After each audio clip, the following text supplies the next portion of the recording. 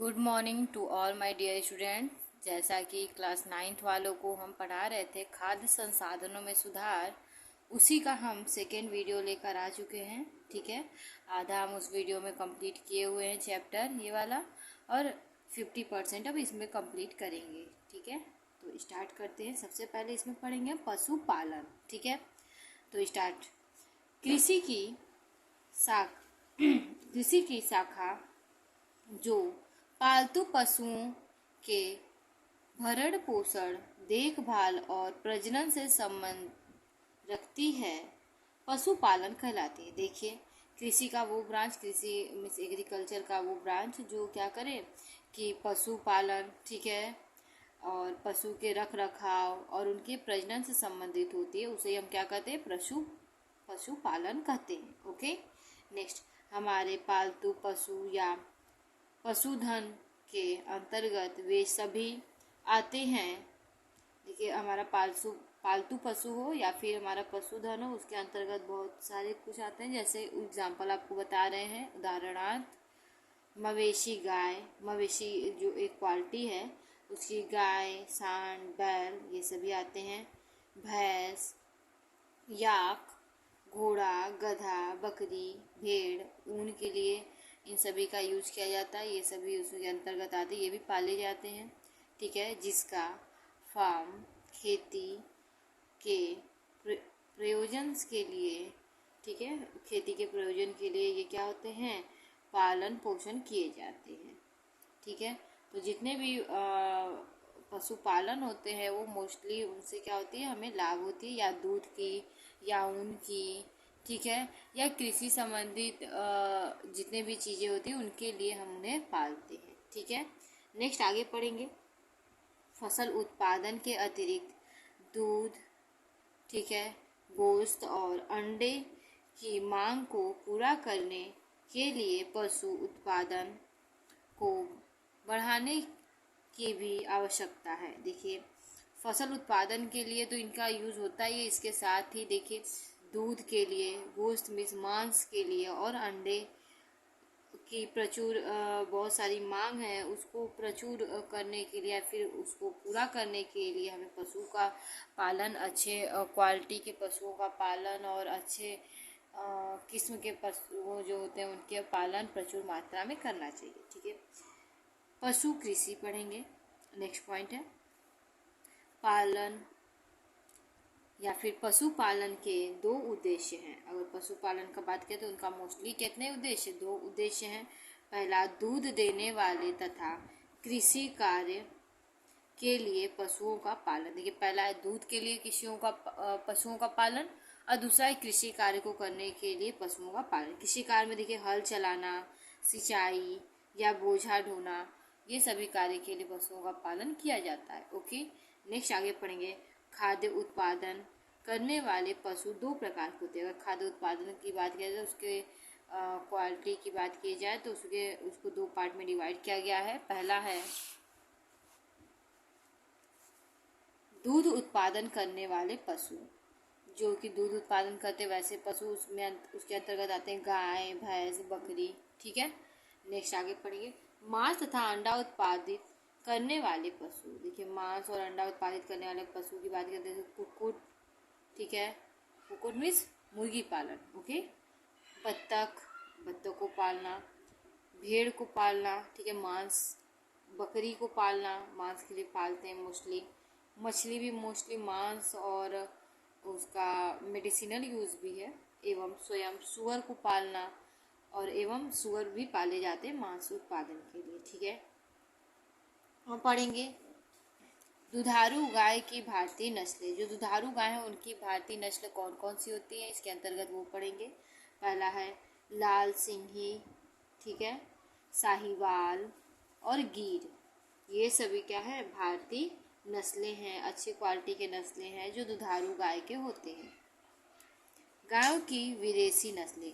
अब जो गाय होती हैं उनकी विदेशी नस्लें भी होती हैं, जैसे जर्सी ना, देखिए अमेरिकी प्रायद्वीप जर्सी की मूल नस्ल है। अमेरिका के जो जर्सी होते हैं उसके क्या है? मूल नस्ल है जर्सी गाय। ठीक है, दूसरा है होल्स्टीन फ्रीजियन, ठीक है।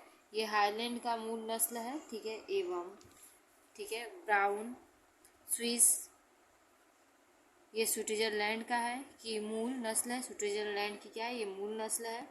दूध देने वाली तथा भार ढोने वाली नस्ल, ठीक है, ये दूध देने वाली और भार ढोने वाली नस्लें हैं। अब नेक्स्ट पढ़ेंगे संकर नस्ल। संकर नस्ल पढ़ेंगे, ये निम्नलिखित प्रकार के होती हैं। संकर नस्ल कई प्रकार के होते हैं, तो उसके अंतर्गत पढ़ेंगे पहला किरण स्विस, यह ब्राउन स्विस का साहीवाल की संकर नस्ल है। ये बात कहते हैं ब्राउन स्विस और साहीवाल की क्या है, संकर नस्ल है, दोनों के क्रॉस से ये बने हुए हैं, ठीक है, किरण सिंस। अब पढ़ेंगे करण, ठीक है, फ्राइज। करण फ्राइज, देखिए ऊपर भी करण ही था, मिस्टेक हो गया तो इसको ध्यान देंगे।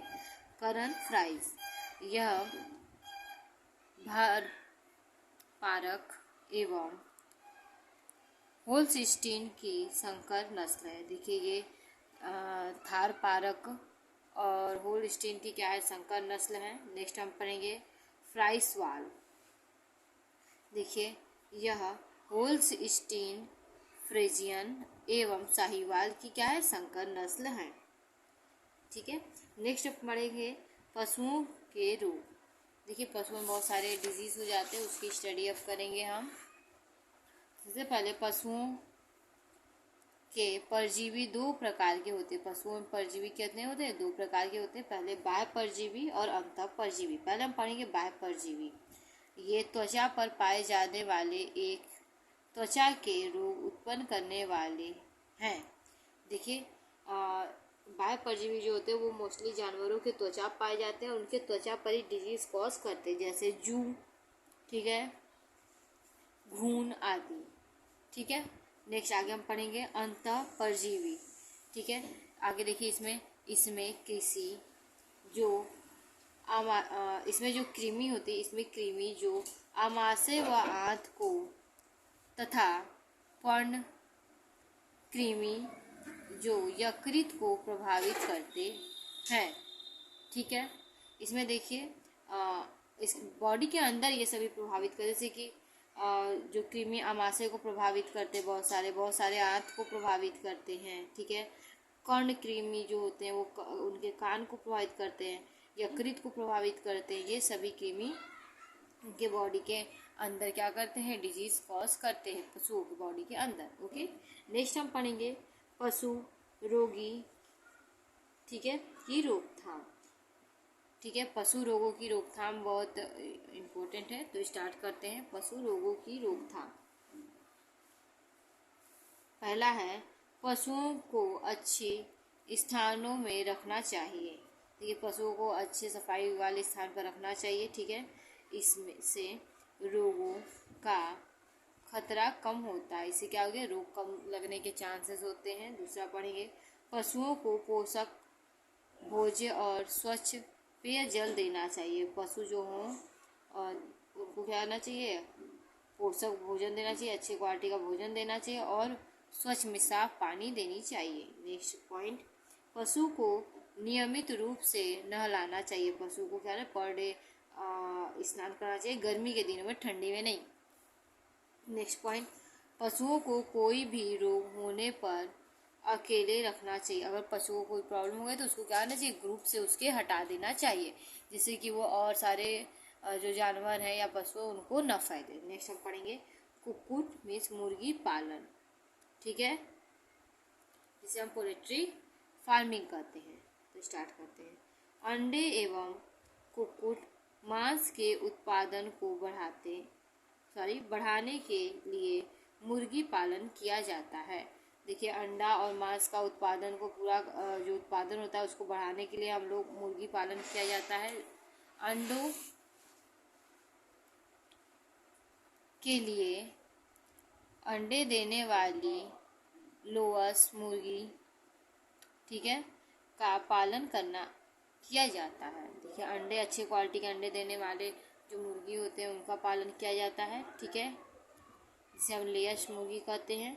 तथा मांस के लिए ब्रोरल का पालन किया जाता है। मांस अच्छी क्वालिटी का मिले इसके लिए हम लोग किसका, ब्रोरल का यूज़ करते हैं। ये कम समय में अच्छे उत्पादन देते हैं, इसीलिए इसका हम यूज़ करते हैं। नेक्स्ट हम पढ़ेंगे कुक्कुट नस्लें, देसी अथवा भारतीय नस्लें। पहले पढ़ेंगे, देखिए भारतीय या देसी मुर्गियों की हमारे पास केवल 4 शुद्ध नस्लें हैं। केवल कहना 4 शुद्ध नस्लें। पहला वे हैं असील, ठीक है, दूसरा है कड़कनाथ, तीसरा है छत्तीसगढ़ और चौथा है वर्षा। ठीक है, यही 4 नस्ल जो देसी नस्ल भारतीय हैं। नेक्स्ट हम पढ़ेंगे विदेशी नस्ल। विदेशी नस्ल में देखेंगे तो एक्सोटिक ब्रीडर्स का अर्थ होता है अन्य देशों की किस्में अथवा विदेशी नस्ल। ठीक है, नेक्स्ट हम पढ़ेंगे, देखिए इसमें श्वेत लेघार्न, इसमें क्या होता है, श्वेत लेघार्न पहला है, दूसरा है रेड आइलैंड रेड। ठीक है, रोड आइलैंड रेड पढ़ेंगे तो सब ये 2 नस्लें हैं विदेशी नस्ल। पहला है श्वेत लेघार्न, दूसरा है रोड आइलैंड रेड। तो ये दोनों नस्लें विदेशी नस्ल हैं। ठीक है, नेक्स्ट हम पढ़ेंगे अंडों तथा ब्रोरल का उत्पादन। ब्रोरल चूजों की अच्छी वृद्धि दर तथा अच्छी आहार दक्षता के लिए विटामिन से प्रचुर आहार मिलते हैं। देखिए ब्रोरल जो नस्ल है उसका यूज़ हम मांस के लिए किया जाता है। ये क्या होते हैं कि बहुत कम ही समय में अच्छे मांस प्रोवाइड हो जाता है इनसे, और ये कहते हैं इसमें विटामिन की प्रचुर आहार इन्हें इससे मिलता है। ठीक है, ब्रोरल के आहार में प्रोटीन तथा वसा की प्रचुर, ब्रोरल जो किस्म के नस्ल है उसके आहार में प्रोटीन और वसा क्या होता है, प्रचुर मात्रा में होती है, प्रचुर मात्रा में उन्हें दिया जाता है। कुक्कुट आहार में विटामिन ए और के की मात्रा भी अधिक रखी जाती है। देखिए जब कुक्कुट पाला जाता है तो उसमें विटामिन ए और विटामिन के की अच्छी क्वालिटी का भोजन दिया जाता है, जिससे उनका डेवलपमेंट जल्दी हो और उनको जो लोग, उनके मांस को जो लोग खाएं उनमें क्या हो, प्रोटीन की मात्रा प्रचुर मात्रा में जा सके। नेक्स्ट है आवास, सुरक्षा और चारा। लोयर और ब्रोरल दोनों नस्लों के लिए भिन्न भिन्न प्रकार की देखभाल की आवश्यकता होती है। जो ये दोनों नस्लें हैं उनके लिए अलग अलग प्रकार की क्या होती हैं, देखभाल की आवश्यकता होती है। जैसे लोयरों की देखभाल की बात करते हैं लेयरों की देखभाल, तो लेयर के जीवन में निम्नलिखित 2 सुस्पष्ट अवस्थाएं होती हैं। देखिए लोयर की बात करें तो उसमें 2 स्टेज ऐसे आते हैं जिसमें सुस्पष्ट अवस्थाएं होती हैं। पहला है वर्धन काल पढ़ेंगे तो इसमें स्टार्ट करते हैं, कुक्कुट के जीवन की पहली प्रावस्था वर्धन काल होती है। कुक्कुट जो होती है उसका जीवन का पहला अवस्था क्या होता है, वर्धन काल होता है। इस काल के दौरान कुक्कुट ग्रोवर्स कहलाते हैं। क्या कहलाते हैं वो, ग्रोवर्स कहलाते हैं। ग्रोवरों की काफ़ी स्थान की आवश्यकता होती है। जो ये ग्रोवर्स होते हैं इनको क्या होता है, काफ़ी स्थान की आवश्यकता होती है। ठीक है, भीड़ भाड़ उनकी वृद्धि को दबा देती है और अधिक कंजेस्टेड एरिया में उन्हें रख देते तो उनकी क्या हो, वृद्धि कम हो जाती है। ठीक है, चोर को नियंत्रित और परिकलित मात्रा में दिया जाता है, और जो चोकर या फिर उसका जो भोजन होता है उसको क्या कहता है कि नियंत्रित मात्रा में उन्हें दिया जाता है और नियमित रूप से दिया जाता है। ठीक है, नेक्स्ट है लेइंग काल। ठीक है, लेइंग काल जो होती है, लेइंग परिपक्वता से अंडे देने के अंत तक का काल लेइंग काल कहलाता है। देखिए परिपक्व हो गए, वहाँ से अंडे जितने टाइम तक देते हैं उनके बीच का जो काल होता है उसे क्या कहते हैं, लेइंग काल कहते हैं।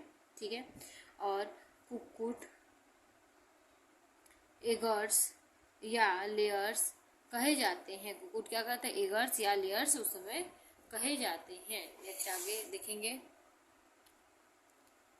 लेयर्स को काफी स्थान और पर्याप्त, ठीक है, प्रकाश की आवश्यकता होती है। जो लेयर्स होते हैं उन्हें काफी स्थान और पर्याप्त रूप से प्रकाश की आवश्यकता होती है। तीव्रता और इनके समय का मुर्गियों के अंडों या अंडे देने के उत्पादन पर सर्वथा प्रभाव पड़ता है। जो ये लेयर्स होते हैं इनका जो तीव्रता होता है या समय होता है, उसका जो मुर्गी अंडा देते हैं उस पर बहुत ही अधिक प्रभाव पड़ता है। विटामिनों, खनिजों और सूक्ष्मकों वाले चारा यहाँ पर होना चाहिए, चारा भी अंडे के स्फुटन को प्रभावित करता है। देखिए जैसा चारा देंगे वो भी क्या होता है, अंडे जो आ रहे हैं उन पर क्या होता है, प्रभाव डालता है। नेक्स्ट हम पढ़ेंगे ब्रोलर की देखभाल, ठीक है, या ब्रोलरों की देखभाल। तो स्टार्ट करते हैं। ब्रोलरों की आवासीय पौष्टिक और पर्यावरणीय अवस्थाएं लोयरों से भिन्न होती हैं। जो ब्रोलर होते हैं उनका जो रहन सहन, देखभाल और भोजन होता है वो क्या होता है कि ब्रोलर से लोयरों का क्या होता है, अलग होता है। ठीक है, ब्रोलरों की निम्नतयता तथा तीव्र वृद्धि के लिए प्रदत्त परिस्थितियां सहायक होती हैं। इनकी जो वृद्धि होती है उसके लिए बहुत सारी जो विधियां होती हैं वो सहायक होती हैं। जैसे ब्रोलरों का राशन पर्याप्त, ठीक है, फैट सहित प्रोटीन से भरपूर होता है। जो ब्रोलर होते हैं उनका जो राशन होता है उसमें क्या होता है, पर्याप्त रूप से फैट और प्रोटीन क्या होता है, होना चाहिए। ठीक है, कुक्कुट चारे में विटामिन ए और के की मात्रा अधिक रखी जाती है और जो कुक्कुट पालन होता है उसमें विटामिन ए और विटामिन के की जो खाद होती हैं या चारे होती है उनकी मात्रा क्या होती है, अधिक होती है। कुक्कुट के रोग, ठीक है, कुक्कुट यानी कि जितने भी मुर्गी पालन होती है उसमें क्या होता है, बहुत सारे डिजीज़ भी हो जाते हैं, तो उसकी स्टडीज़ के अंतर्गत हम पढ़ेंगे।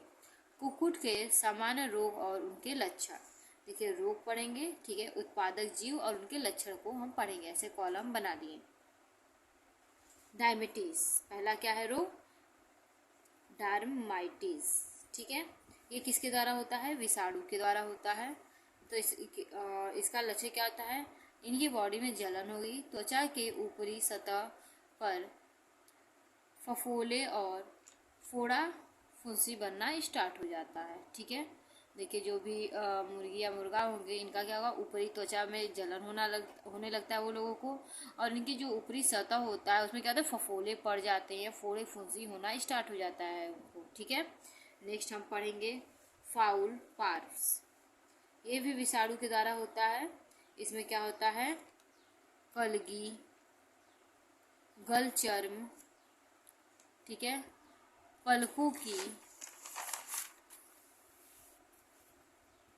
और पैरों पर मस्से की तरह चेचक घाव।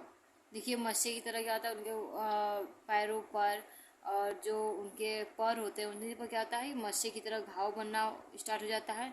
मुख में उनके घाव हो जाता है। इसके साथ ही श्वसन में कठिनाइयाँ, सांस लेने में कठिनाइयाँ स्टार्ट होने लगती हैं। नाक और आँख से पीले पसीने की तरह स्रावित होता है। नाक और आँख से क्या होता है, पीले पसीने की तरह स्रावित होता है। तो ये रोग किससे होता है, विषाणु के द्वारा होता है, और ये मोस्टली किसमें पाया जाता है, जो भी मुर्गे होते हैं उनमें पाया जाता है। नेक्स्ट हम पढ़ेंगे फाउल कालरा, ठीक है, फाउल कालरा जो होता है ये जीवाणु के द्वारा होता है। ठीक है, इसमें क्या होता है, पतले दस्त और निर्जलन।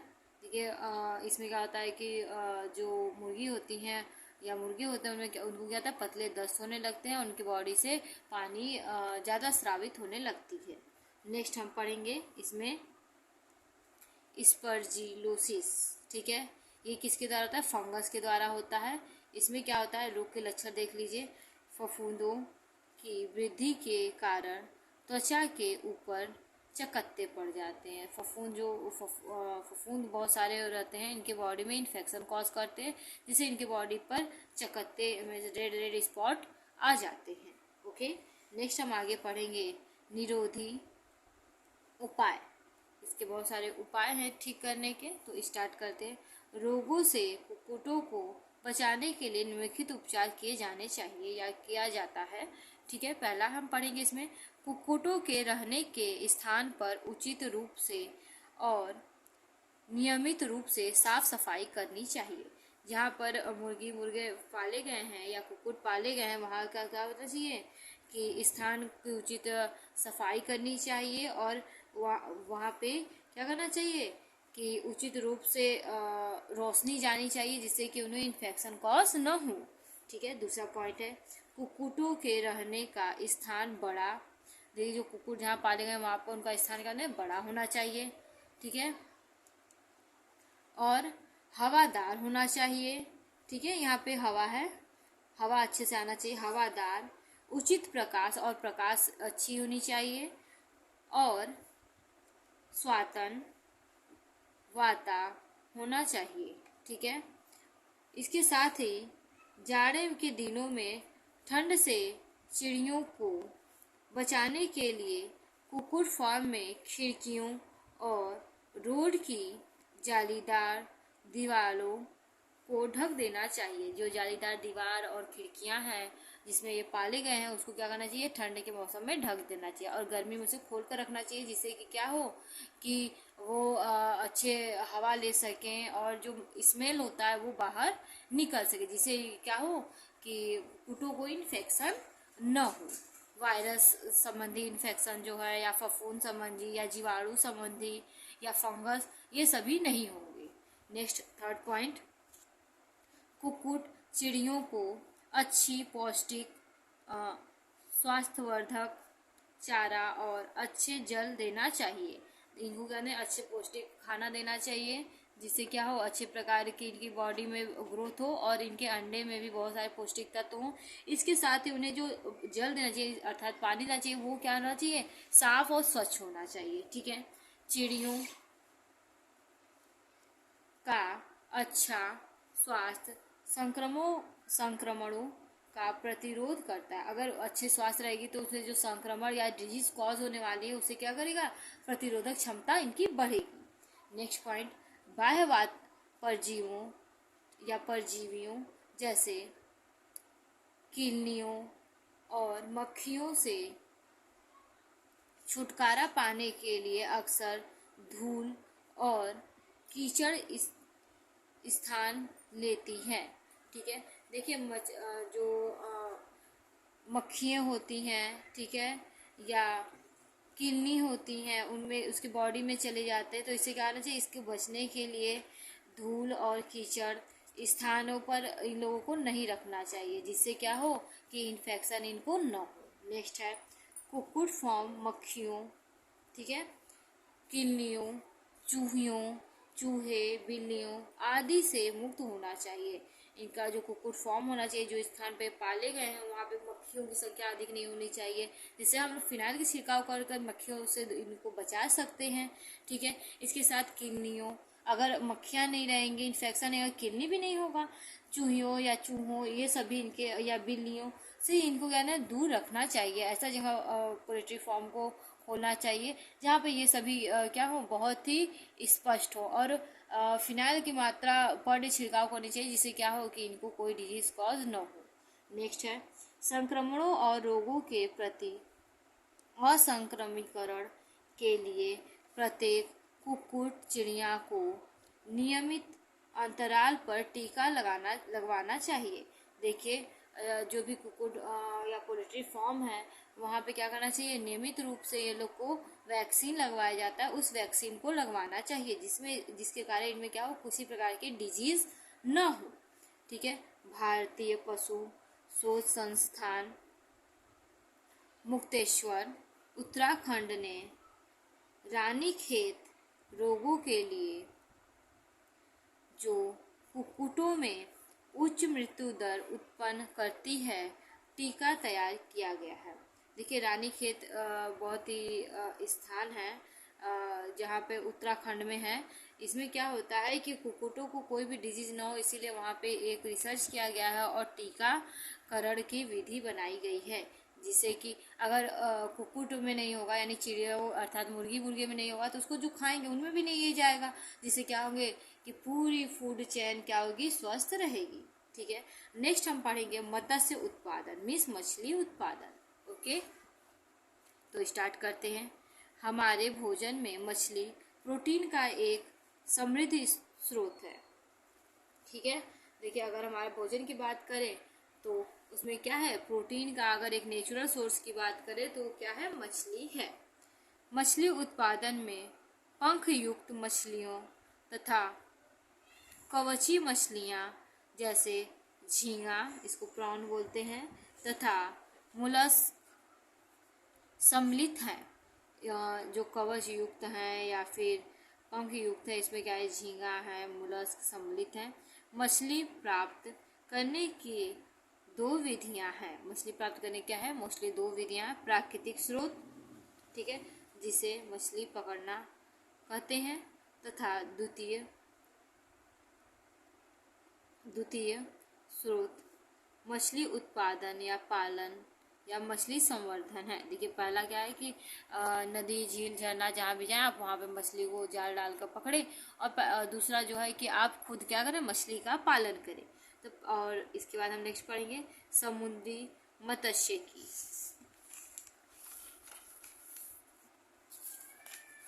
तो समुद्री मत्स्यिकी में स्टार्ट करते हैं। बॉम्बे डक पहला है, दूसरा है ईल, तीसरा है उड़न मीन, चौथा है हिल्सा। ये सभी क्वालिटी हैं जो कि मराइन वाटर में पाई जाती हैं। अब पढ़ेंगे अंतःस्थलीय मत्स्यिकी। स्टार्ट करते हैं। अंतःस्थलीय मत्स्यिकी को ताजे जल व खेत व खारे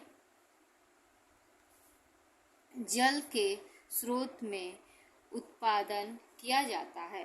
देखिए अंतःस्थलीय मछलियाँ जो होती हैं उसको क्या, ताजे जल या खारे जल में ये सभी को का पालन किया जाता है। ठीक है, नेक्स्ट हम पढ़ेंगे इसी में नेक्स्ट लाइन, ताजे जल के स्रोत नाले। देखिए ताजे जल के जो स्रोत हैं वो क्या है, नाले हैं, तालाब, पोखरा तथा नदियाँ हैं।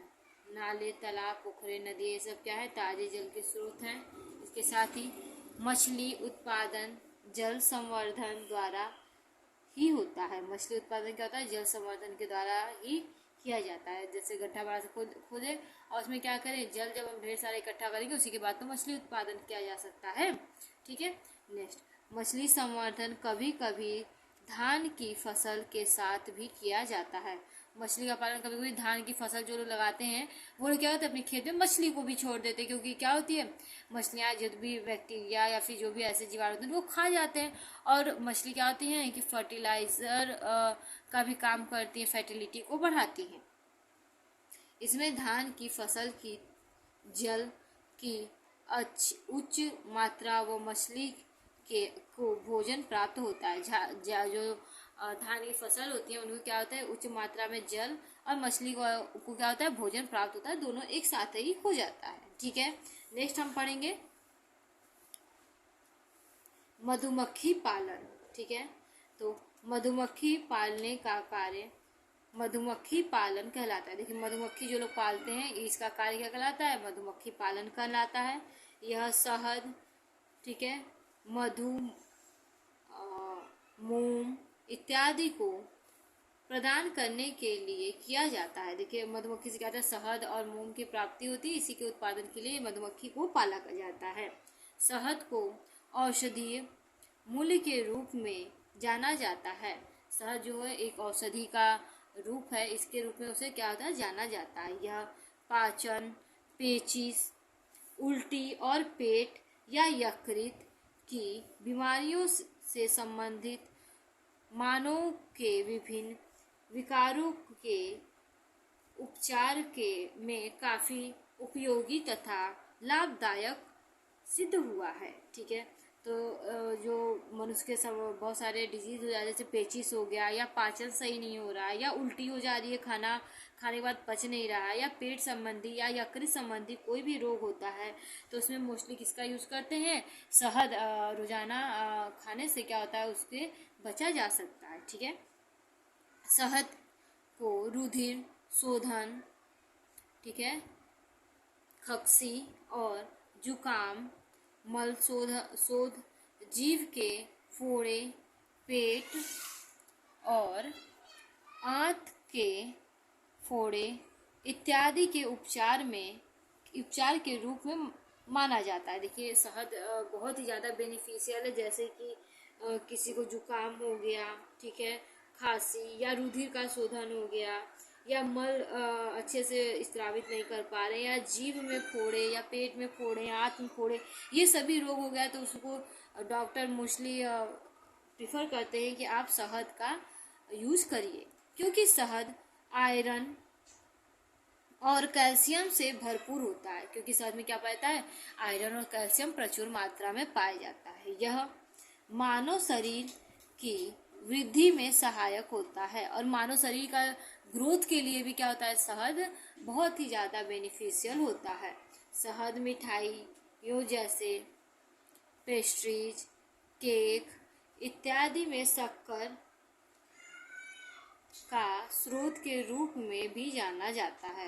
ये पेस्ट्री, केक, ये सभी में शक्कर और ये सभी में अगर हम शहद का यूज करते हैं तो वो बहुत ही ज़्यादा बेनिफिशियल होगा। ओके, नेक्स्ट आगे हम देखेंगे मक्खियों की विदेशी किस्में। जो मधुमक्खी होती हैं उनकी बहुत सारी विदेशी किस्में होती हैं, उसकी स्टडी इसके अंतर्गत करेंगे। ठीक है, एपीज मेलिफेरा पहला है, दूसरा है एपीज एडमसोना। ठीक है, अब हम पढ़ेंगे ये दो प्रजातियां जो कि विदेशी हैं, नस्लें हैं। ठीक है, मधुमक्खी की कॉलोनी के बारे में अब हम स्टडी करेंगे, बहुत इंपॉर्टेंट है मधुमक्खी कॉलोनी। ठीक है, चलिए आगे इसमें पढ़ते हैं। इसके 3 प्रकार की अनुजातियां होती हैं। पहला हो गया रानी। ठीक है, रानी जो होती है केवल एक मादा कार्यमक होती है। ठीक है, दूसरा पढ़ेंगे कर्मी। ठीक है, यानी वर्कर्स जिसे इंग्लिश में कहते हैं। ये 20,000 से 30,000 मादाएं होती हैं। ठीक है, जो कि बंधे होती हैं। नेक्स्ट हम पढ़ेंगे ड्रोन। ये क्या होता है? ड्रोन जो होता है कार्यात्मक नर होता है। ठीक है, तो इसमें क्या होती है कि अगर मधुमक्खी के छत्ते में देखा जाए तो 3 ही चीज़ें पाई जाती हैं, एक रानी, दूसरा कर्मी, तीसरा ड्रोन। ठीक है, क्वीन, वर्कर और ड्रोन पाए जाते हैं, जिसमें एक क्वीन और एक ड्रोन होता है। लेकिन वर्कर की बात करें तो 20,000 से 30,000 वर्कर होती है जो कि फीमेल होती हैं। ठीक है, अब देखिए शहद की उच्च पैदावार के लिए व्यवस्था।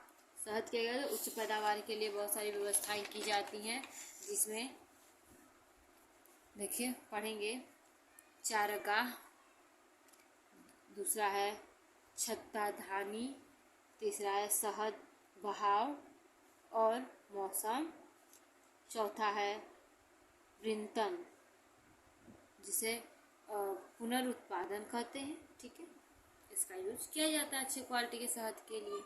चलिए नेक्स्ट हम पढ़ेंगे मधुमक्खी पालन के लिए मधुमक्खी की किस्म का चयन और स्थान चयन। देखिए मधुमक्खी पालन के लिए किस मधुमक्खी का चयन करना चाहिए और इस प्रकार की स्थान यूज करना चाहिए, तो उसकी स्टडी करेंगे। सबसे पहला हम पढ़ेंगे मधुमक्खी के रोग तथा शत्रु। रोगी या फिर रोग और शत्रु क्या क्या होते हैं? मधुमक्खी सामान्यतः विषाणुओं, जीवाणुओं, फंजाई और प्रोटोजोआ द्वारा संक्रमित होती है। जो मधुमक्खियाँ होती हैं वो संक्रमित होती हैं जीवाणुओं द्वारा, विषाणुओं द्वारा और फंगी द्वारा ये संक्रमित हो जाती हैं।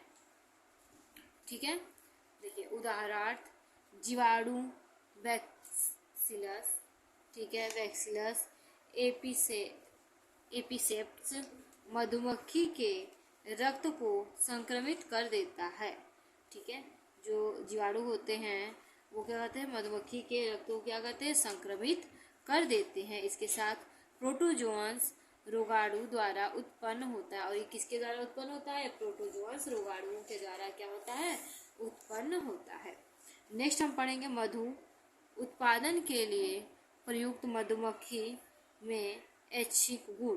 देखिए, जो मधुमक्खी हम लोग पालन कर रहे हैं उसमें क्या होना चाहिए, कौन कौन सी क्वालिटी होनी चाहिए, उसकी बात करेंगे। मधुमक्खी उत्पादन के लिए प्रयुक्त मधुमक्खी में निम्नलिखित ऐच्छिक गुण होने चाहिए।